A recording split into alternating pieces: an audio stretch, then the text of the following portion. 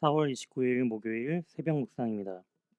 오늘 우리에게 주신 하나님의 말씀은 사도행전 28장 11절부터 22절 말씀입니다.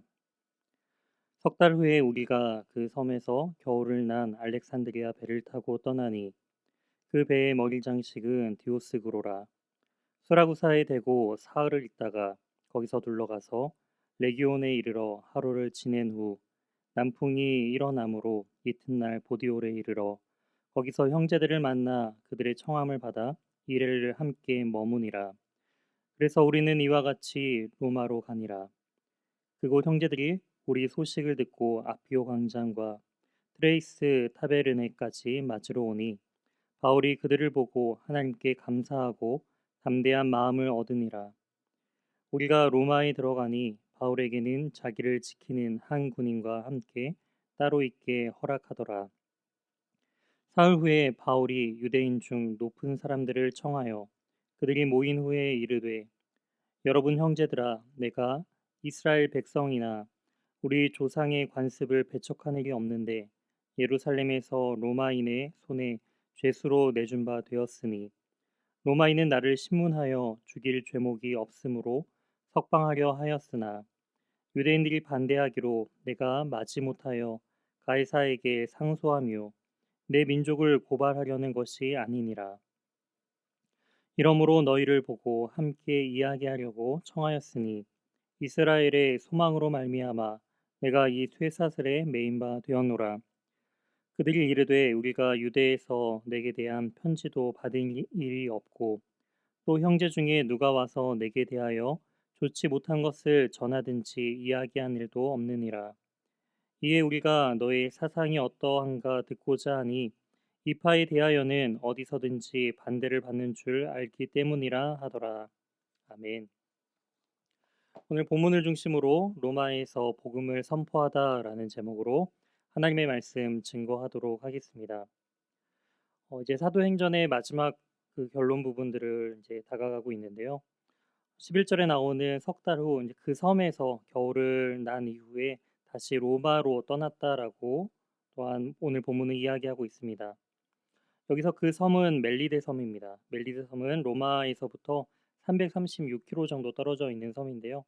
이제 336km 남아 있는 그 여정들을 다시금 떠나고 있다라는 것을 볼 수가 있습니다. 또한 이 배는 그 배의 머리 장식은 디오스그로라는 조각으로 되어 있는데요. 이 디오스그로는 제우스의 쌍둥이 아들들을 이제 형상화하여 조각한 모습입니다. 바로 이들의 모습을 형상화함을 통하여서 바다에서 해적 등으로부터 그들의 안전을 지켜준다라는 그들의 신화와 미신을 의지하며 출발하였지만 이 모든 항해 동안 순탄하게 인도하시는 분은 바로 하나님이심을 또한 이 본문을 통해 알 수가 있습니다. 로마로 가는 여정 가운데 하나님의 인도하심으로 이 남풍, 즉 순조로운 항해로서 드디어 13절에 등장하고 있는 이제 로마를 앞둔 마지막 항구인 보디올에 또한 정박하는 것을 볼 수가 있습니다. 그곳에서 이제 7일을 머물면서 이제 형제들을 만났다라고 14절에 기록하고 있습니다. 배로 이동하는 것을 마치고 잠시 휴식 시간을 가진 후에 육로로 이동하는 것을 이제 볼 수가 있는데요. 그곳에서 바울을 만나기 위해 형제들이 기다렸다라는 그러한 내용들이 14절과 15절에 강조하고 있습니다. 또한 15절에 아비오 광장에 도착했을 때도 또한 바울을 맞으려고 또한 형제들이 나와오는 것을 보고 바울은 그들 가운데 하나님의 은혜들을 경험하게 되고요. 또한 감사하며 또한 담대한 마음, 즉 하나님의 확신을 또한 이 형제들을 통하여서 얻게 됨을 이야기하고 있습니다.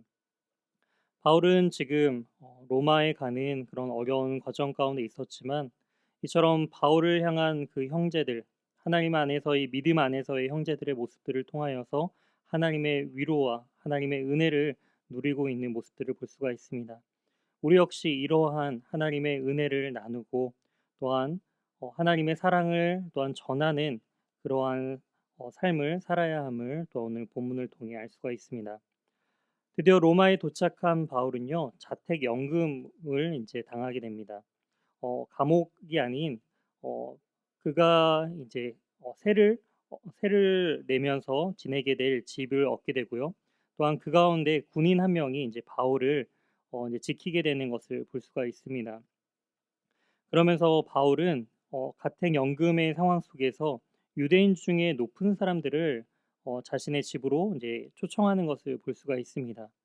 그러면서 그들이 이제 가지고 있을 오해들, 즉 자신이 이스라엘 백성의 그 관습, 즉 조상의 관습들을 배척한 일이 없다라는 그런 부분들을 또한 강조하면서 유대인들을 초청하여서 또한 복음을 전하는 것을 볼 수가 있습니다. 20절 말씀입니다. 이러므로 너희를 보고 함께 이야기하려고 청하였으니 이스라엘의 소망으로 말미암아 내가 이 쇠사슬에 매인 바 되었노라. 바울이 쇠사슬에 매인 이유는 무엇인가요? 바로 이스라엘의 소망으로 말미암아 자신이 쇠사슬에 매었다라고 말하고 있습니다. 이스라엘의 유일한 소망은 바로 예수 그리스도의 복음입니다. 그 복음을 위하여서 바울은 이 쇠사슬에 매인 삶을 살아가고 있다라는 것이죠.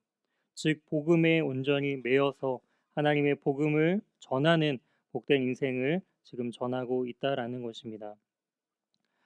22절 말씀을 통해서 바울이 유대인들을 청하였을 때 유대인들은 굳이 바울의 그런 요청 가운데 청함 가운데 갈 이유가 없었지만 그들이 갔던 이유가 바로 22절에 등장합니다. 그들은 이것이 궁금했습니다. 우리가 너희 사상이 어떠한가 듣고자 하니 이파에 대하여서는 어디서든지 반대를 받는 줄 알기 때문이니라. 그렇습니다. 이 복음, 이 사상을 전하는 사람들이 어디 가서든지, 즉 유대인들이나 로마인들이나 그 양쪽에서 반대를 받는 상황 가운데 있지만 왜 그들은 이 반대 상황 속에서도 이 사상, 이 복음을 계속적으로 전하는가라는 것이죠. 왜 이들은 이러한 복음을 전하는가? 이러한 궁금증 때문에 유대인들은 바울을 찾아왔습니다.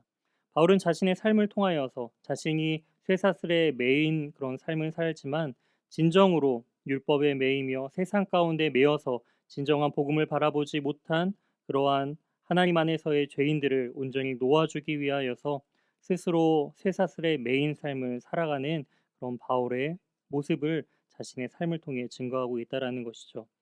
이처럼 오늘 본문을 통해서 우리도 복음에 매여서 진정으로 그리스도 안에서 참된 그러한 자유함을 또한 이 세상 가운데 전하기 위하여서 바울처럼 담대함으로 또한 바울에게 기쁨을 주었던 사람들처럼 또한 믿는 자들에게 또한 믿지 않는 자들에게 우리의 삶을 통하여 또한 큰 기쁨을 전하는 복된 인생을 살아가는 우리 모두가 되길 주님의 이름으로 소망합니다. 함께 기도하시겠습니다. 하나님 감사합니다.